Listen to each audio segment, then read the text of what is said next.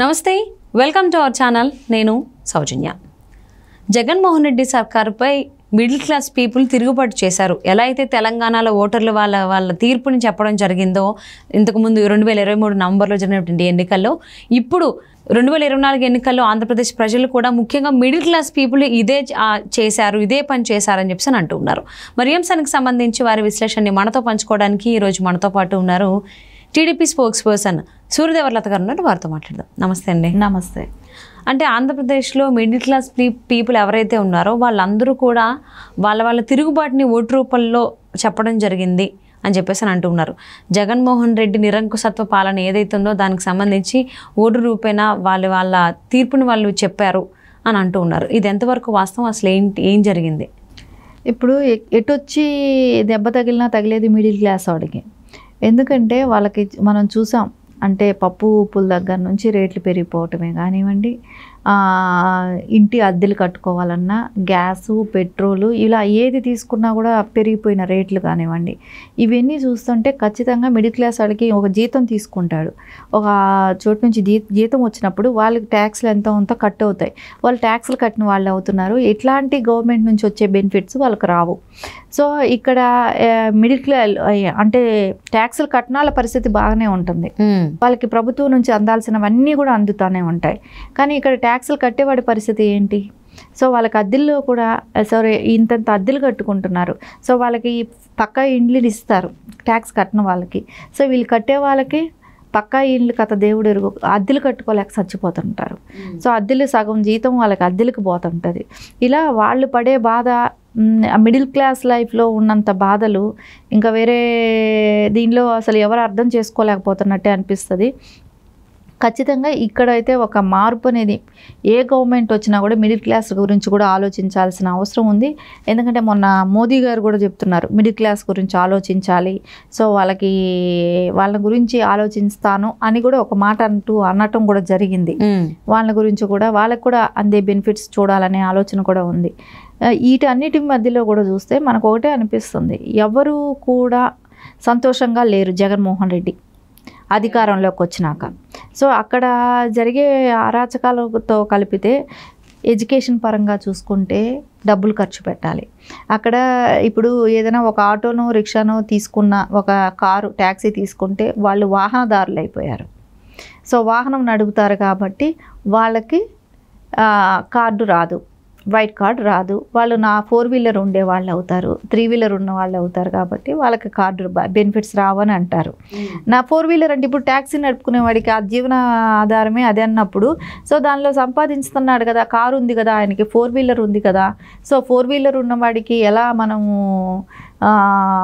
ఈ సంక్షేమ పథకాలు ఎలా ఇస్తాం అని అంటారు. కానీ అతని వృత్తి ఏంటి? డ్రైవింగ్, క్యాబ్ డ్రైవర్ లాంటిదే.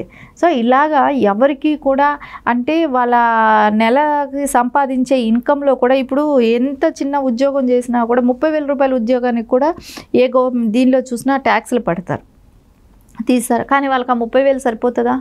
40,000 సరిపోతుంది. ఈవేళ రేపు ఉన్న రేట్లలో ఎక్కడ కూడా సంతోషమైన ఇది లేదు. అన్ని డబుల్ రేట్లు పెంచేశాడు జగన్మోహన్ రెడ్డి. ఏంటంటే పక్క స్టేట్లలో ఉన్న వాటికన్నా కూడా పప్పులు ఉప్పులు కానివ్వండి, పెట్రోలే కానివ్వండి, అన్నీ కూడా రేట్లు పెంచేసి జగన్మోహన్ రెడ్డి ప్రభుత్వం వచ్చినాక అక్కడ ఎవరు కూడా బతకలేని పరిస్థితి. అదేలాగా ఎడ్యుకేషన్కి సంబంధించి పిల్లల ఫీజులు కూడా, సో ఎక్కడ కూడా ఇప్పటి వరకు లేనంత ఫీజులు కూడా, పిల్లల ఫీజులు. సరే ఇవన్నీ కష్టపడి ఇవన్నీ చేసుకొని వస్తే పిల్లల్ని పెంచుకునే విధానంలో కూడా వాళ్ళు గంజాయికి ఎడిక్ట్ అయిపోతున్నారు. ఆ పిల్లల్ని ట్రీట్మెంట్ ఇప్పించుకోవాలంటే సో వాళ్ళకి ఆరోగ్యశ్రీలు ఇట్లాంటివి ఎక్కడ కూడా ఏవి వర్తించవు కాబట్టి మళ్ళీ వాళ్ళు ప్రైవేట్ దానికి వెళ్ళాలి. సో ఆ పిల్లలకి ట్రీట్మెంట్కైనా కూడా, సో భర్తలు తాగి లివర్లు పాడు చేసుకుంటే కూడా మగవాళ్ళు దానికి మళ్ళీ ప్రైవేట్ హాస్పిటల్స్కి వెళ్ళి ట్రీట్మెంట్ చేయించుకోవాలి. సో ఇవన్నీ కూడా చూస్తుంటే ఎక్కడా కూడా ఆరోగ్యపరంగా వాళ్ళకి సెక్యూరిటీ లేదు, ఒక సొంత ఇల్లు కొనుక్కునే పరిస్థితిలో లేరు. సో చిన్న చితక వెహికల్ ఏదైనా క్యాబులు లాంటివి డ్రైవ్ చేసుకుంటున్నా వాళ్ళకి 4 చక్రాల వాహనదారులు అయ్యారు కాబట్టి వాళ్ళకి ఎలాంటి సోర్సెస్ ఉండవు. ఇవన్నీ చూసినా ఎక్కడా కూడా మిడిల్ క్లాస్ ప్రజలకైతే అందుబాటులో లేని గవర్నమెంట్ అయ్యింది జగన్మోహన్ రెడ్డి. సరే కడుపు నిండా అన్నం తినడానికి కూడా వీలు లేకుండా చేశాడు. అసలు మీ పక్క చిన్న ఊర్లలో తీసుకున్నా కూడా విపరీతమైన రేట్లు, కూరగాయలు కూడా అంతంత రేట్లు ఉంటున్నాయి. అంటే అక్కడ పక్క రాష్ట్రాలకి తరలించటం మూలానా, లేకుంటే ఎందుకు అక్కడ అంతంత రేట్లు పెడుతున్నారు అని అంటే కూలీల దగ్గర నుంచి కూడా అన్నీ పెరిగిపోవటం జరిగింది. ఎక్కడా కూడా వాళ్ళు ఈ మందు కొడతారు కదా, పొలాలకు కొట్టే మందుల దగ్గర నుంచి కూడా అన్ని రేట్లు పెంచేసేయటం జరిగింది. ఎక్కడా కూడా అందుబాటులో లేని ప్రభుత్వం. సో ప్రజలందరూ కూడా ఇబ్బందుల్లో ఉంటున్నారు.